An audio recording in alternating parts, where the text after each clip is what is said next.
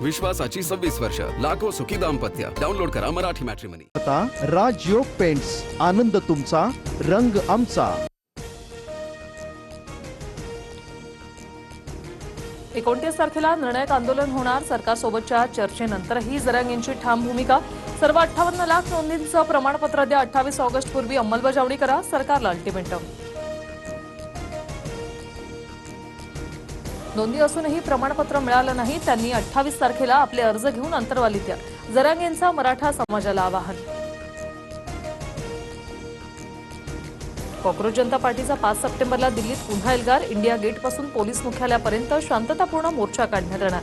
25 जुलैला सरकारने दिलेली आश्वासनं पाळली नसल्याचा आरोप. राज्य महिला आयोगाच्या माजी अध्यक्षा रुपाली चाकणकरांची बदनामी केल्याप्रकरणी 19 जणांवर गुन्हा दाखल. चाकणकरांकडून शिवाजीनगर पोलीस ठाण्यात तक्रारीनंतर गुन्ह्याची नोंद. रुपाली ठोंबरे, सुषमा अंधारे, दीपाली सय्यद यांचाही समावेश.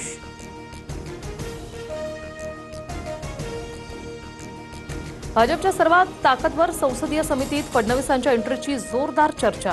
निर्णयाला संघाचाही पाठिंबा. सूत्रांची माहिती.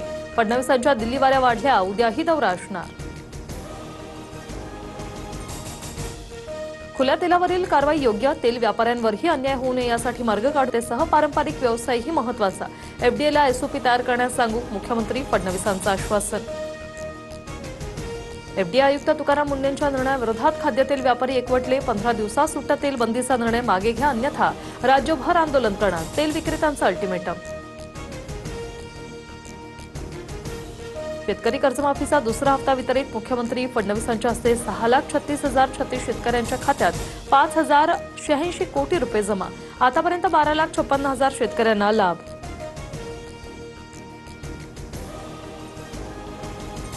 व्यापाऱ्यांना केवळ 15 दिवसांचा साठा ठेवण्याची परवानगी. साखरेची साठेबाजी रोखण्यासाठी सरकारचा निर्णय.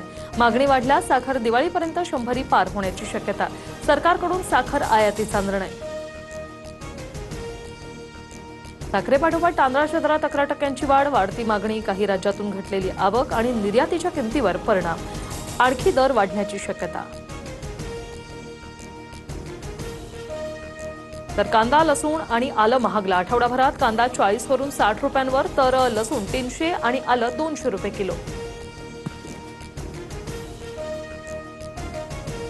अमरावतीत स्त्री जिल्हा रुग्णालयातील नवजात शिशु कक्षाला आग. 3 बाळांचा मृत्यू तर 6 बाळांवर सुपर स्पेशालिटी रुग्णालयात उपचार सुरू. पहाटे 3:30च्या सुमारास आग लागल्याची माहिती.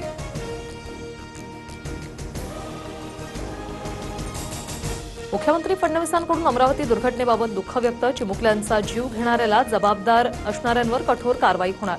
फडणवीसांचं आश्वासन.